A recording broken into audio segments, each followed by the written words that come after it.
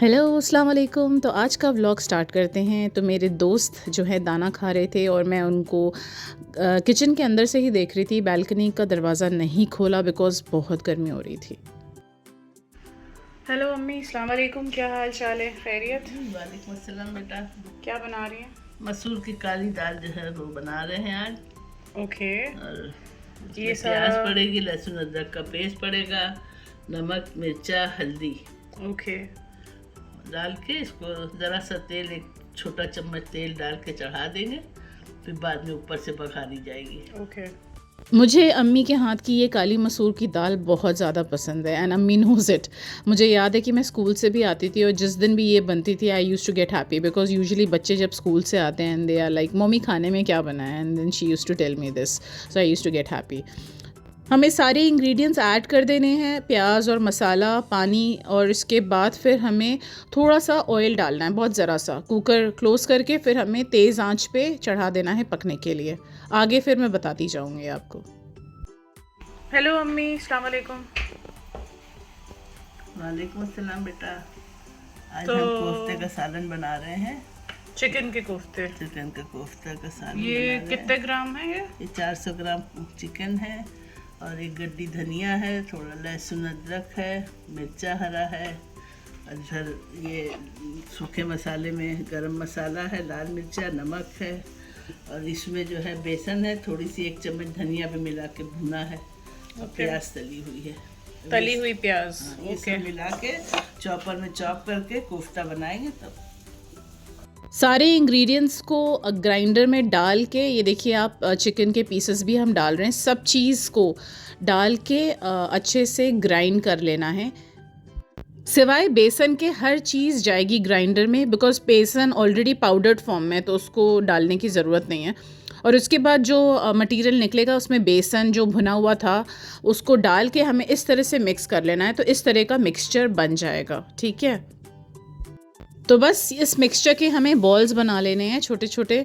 ठीक है, और ये सालन में जाएंगे जो मसाला हमें अभी प्रिपेयर करना है कोफ्ते का। कोफ्ते की ग्रेवी प्रिपेयर करने के लिए कढ़ाई में तेल लेंगे, दालचीनी, तेज पत्ता, ज़ीरा डालेंगे और थोड़ी सी प्याज पहले रेड कर लेंगे। उसके बाद फिर बाकी बची हुई प्याज भी डाल देंगे और उसके बाद मसाला ऐड करेंगे जिसमें धनिया, मिर्चा, हल्दी, गरम मसाला, नमक और लहसुन अदरक का पेस्ट है। तो ये सारी चीज़ें तली हुई प्याज में डाल के उसमें थोड़ा सा पानी ऐड करेंगे बिकॉज ऑब्वियसली मसाले को भुनने के लिए पानी चाहिए, and then we will cook it for few minutes ताकि वो तेल जो है साइड से छूटने लगे। उसके बाद ये देखिए आप, ये पूरी ग्रेवी रेडी हो चुकी, तो इसमें पानी डालेंगे ताकि वो जिसमें हम कोफ्ते को डाल के पका सकें। And after that we will add koftas in it. जब ये बिल्कुल बॉयल होने लगे पानी, तो इसमें हमें कोफ्ते डालने हैं वन बाय वन। ठीक है, और इतना पानी होना चाहिए कि सारे कोफ्ते डूब जाएं सो दैट कि वो अच्छे से धीमी आंच पे अब कुक होंगे उसमें, एंड उसके बाद आपका कोफ्ता रेडी हो जाएगा। तो we will give it some time. Yes, उसके ऊपर से हमें हरा धनिया ऐड करना है। यू नो ऑब्वियसली हरा धनिया से बहुत अच्छा फ्लेवर आता है। तो ये बस 10 मिनट स्लो आंच पे, 10-15 मिनट में ये पक जाता है। You can see the chicken kofta is ready और ये बहुत ही टेस्टी होता है। बहुत ज़्यादा हमारे यहाँ बहुत ही फ्रीक्वेंटली बनता है, स्पेशली मेरे लिए बिकॉज़ मुझे ये बहुत पसंद है। एंड इसको मैं रोटी से खाती हूँ because I am more of a roti person. मैं चावल इतना नहीं पसंद करती। This is the tastiest chicken kofta you can ever eat. इसको ज़रूर ट्राई करें यार, ये इतना लजीज होता है कि बस मुझसे अब रहा नहीं जा रहा है। दाल भी रेडी हो चुकी थी। मॉम चेक कर रही थी कि दाल गल गई है कि नहीं, तो बस उसमें पानी ऐड करना है, उसको चूल्हे पे रखना है और साथ में बस तड़का लगाना है जिसका वीडियो मैं नहीं ले पाई। तो तड़के में बस ऐसा कुछ भी नहीं है, सिंपल ज़रा से घी में आधी प्याज डाल के you have to just fry it और बस उसको ऐड करके दाल आपकी रेडी खाने के लिए। ये आज शाम का मेरा जो प्लान था वो था कि मैं ज़हिया सिटी सेंटर जाऊंगी अपनी फ्रेंड के साथ। तो वी थॉट कि हम 9 बजे तक निकलेंगे, बट मुझे लेट हो गया। बाय द टाइम मैंने नमाज़ पढ़ी, सब कुछ फिनिश करके अम्मी को खाना दे के फिर मुझे निकलना था, तो तकरीबन 9:40 हो गया था। एनीवेज मेरी फ्रेंड का घर भी जिस सामने ही है, तो उसे पिक करा, तो बाय द टाइम हम पहुँचे तो करीब 10:10 या 10:15 हो चुका था, लेकिन होम सेंटर खुला हुआ था। तो बस हम लोग थोड़ा टहलने लगे। मेरी फ्रेंड ने कहा कि she wants to buy something, just check out few stuff. तो मैंने कहा चलो चलो लेट्स गो। मैं जितनी दफ़ा भी आई हूँ होम सेंटर, मैंने एक चीज़ नोटिस करी है कि इनके यहाँ हमेशा सेल होती है। ऑब्वियसली कि कस्टमर्स ज़्यादा आएँ, ज़्यादा सामान इनका बाय करें, राइट। यूजुअली होम सेंटर बहुत क्राउडेड होता है, लेकिन इतने लेट जाने का एक फ़ायदा हुआ कि सारी पब्लिक जा चुकी थी और हम लोग बड़े आराम से एक एक चीज़ आराम आराम से देख रहे थे। हर तरह के सजावट वाला सामान था, प्लस बहुत सारी ऐसी चीज़ें भी थी जो आप किचन में भी यूज़ कर सकते हैं। फिर यहाँ पर हम आए, ढेर सारी घड़ियाँ लगी हुई थी। ये देखिए कितनी कूल घड़ी है, मोटरसाइकिल में घड़ी बना रखा है। आजकल क्या क्या आ गया है मार्केट में, like you know everything is there, like हर किस्म की design, there so many watches, beautiful watches actually, and you can see it. तो बस हम लोग घूमी टहल रहे थे। ये देखिए ये सारा किचन का आइटम है, सो मेनी क्रॉकरीज, बहुत ही ब्यूटीफुल क्रॉकरीज थी, बहुत ही ब्यूटीफुल आइटम था और बहुत ही नाजुक, मतलब यू नो ज़रा सा आपने ध्यान बटा आपका और ठिश ठिश टूट जाएगी। तो you have to be very careful, you know ऐसी चीज़ें इतनी नाजुक होती है ना कि वो गिर के ना बिल्कुल सत्यानाश हो जाता है उसका। तो you have to be very careful. मैं दूर दूर से ही ले रही थी और मेरी जो दोस्त थी वो भी चेकआउट कर रही थी आइटम्स। स्टोर बंद भी होने वाला था, तो हम लोग बहुत ही जल्दी जल्दी बस चेकआउट कर रहे थे कि कुछ अगर ऐसा आइटम दिख जाए। ये आपने देखा होगा, ये उस तरह के जो मूवीज़ नहीं होते हैं, एक मूवी आई थी, English movie, I don't know whether you know, the good the bad and the ugly. उसमें जैसे ये अंग्रेज़ लोग यूज़ करते हैं लकड़ी के बर्तन, उस टाइप का मुझे लुक आया इन सारी यूटेंसिल्स को देख के। And they looked so different, but बहुत ही ब्यूटीफुल लगा मुझे बहुत अच्छे लगे ये, to be honest I really like them so much. अलग सा ही लुक था। ये डाइनिंग टेबल देख के तो मुझे वो शाही महलों वाली डाइनिंग टेबल याद आ गई जिसमें ढेर सारे लोग बैठते थे। और ये ब्रेड बॉक्स था, you know bread box is like you no आप ब्रेड को निकाल के डब्बों में रख दें। अब लाइक क्या क्या नई नई चीज़ आ गई, ब्रेड बॉक्स भी कोई होता है, ब्रेड को पन्नी में रहने दो यार। ये कपड़े टांगने वाले जो स्टैंड्स नहीं होते ना, इसको तो कभी नहीं लेना चाहिए। इसकी वजह से ना हम इतने आस्कती हो जाते हैं, कपड़ा तहाते नहीं, इसी पर टांग देते हैं, वो टंगता जाता है। तो ये तो मुझे लगता है कि घरों में से निकाल के फेंक देना चाहिए।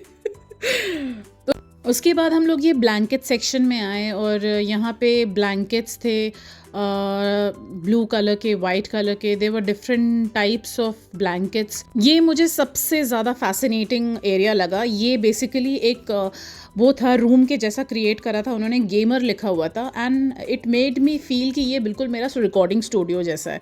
बस मैं यहाँ पे दिन भर रहूँ और रिकॉर्डिंग करूँ। यहाँ पे बस अगर साउंड प्रूफिंग हो जाती तो बिल्कुल परफेक्ट रिकॉर्डिंग स्पेस था ये। मुझे तो इतना ज़बरदस्त लगा, टू बी ऑनेस्ट यही मुझे बेस्ट चीज़ लगी यहाँ पे। और फिर आगे हम बढ़े तो बच्चों के रूम के ये डस्टबिन्स थे विच वर लिटिल कलरफुल एंड अलग अलग एनिमल के शेप के थे, एंड ये साबुनदानी वगैरह थी, सब all kids related stuff that I could see. So उसके बाद फिर हम आगे बढ़ते जा रहे थे। जैसा कि मैंने कहा कि हमारे पास टाइम कम था। ये कुछ बास्केट्स देखी जो कि बहुत ही अच्छी थी, क्वालिटी बहुत अच्छी थी। इसमें you can keep different items as per your requirement. Organise करने का ये बहुत ही सही तरीका है, यू नो आप हर चीज़ को अलग अलग तरह से उसको ऑर्गेनाइज कर सकते हैं। उसमें सेक्शंस भी थे कुछ बास्केट्स में, लॉन्ड्री बास्केट्स थी, you know it is always good to organise stuff, तो सही रहता है। आगे बढ़े तो हम लोग को ये बेड दिखा बच्चों का, ये जो है बहुत ही क्यूट लगा मुझे। I really liked it and I liked this wardrobe. It was beautiful, it was extremely beautiful. मैंने पास से भी इसका वीडियो बनाया, मुझे बहुत पसंद आई ये अलमारी, बहुत ही ज़्यादा। ये सिंहासन वाला सोफ़ा सेट तो लग रहा था कि किसी राजा के घर ही जाएगा। बिकॉज़ ये एकदम बिल्कुल सिंहासन फॉर्म में लग रहा था। आप देखिए एकदम वैसा ही लग रहा था। फिर मेरी फ्रेंड को जो डेकोरेशन आइटम चाहिए था वो बेसिकली एक फ्लावर वास चाहिए था जो कि वो अपनी टीवी टेबल के बगल में रख सकती है, ठीक है। बट वो डिसाइड नहीं कर पा रही थी बिकॉज़ उसने अपनी टीवी टेबल का जो हाइट थी उसको मेजर नहीं करा था, तो वो समझ नहीं पा रही थी कि कौन सा सही बैठेगा वहाँ पे। सो आई एक्चुअली सजेस्टेड कि अभी वो लेके पैसे वेस्ट करे, क्योंकि ये होता है कि फिर ऑब्वियसली वापस करना किसी आइटम को बहुत मुश्किल होता है। सो इट्स बेटर कि वो मेजर करे और उसके बाद दोबारा से आए। और मैंने उसको ये भी सजेस्ट करा कि वो पैन एमिरेट्स जाए। पैन एमिरेट्स में गई हूँ कई दफ़ा, तो पैन एमिरेट्स की सबसे ख़ास चीज़ ये है कि वहाँ पे वैरायटी ज़्यादा होती है। ऑब्वियसली मतलब यहाँ पे 10 आइटम है तो वहाँ पे 20-30 आइटम हैं सेम कैटेगरी के, तो हमें ज़्यादा चॉइसेस मिल जाती हैं ख़रीदने की। इवन मैंने इस साल जनवरी में अपना बेडरूम सेट पैन एमिरेट्स से ही ख़रीदा था, तो I find it more reasonable.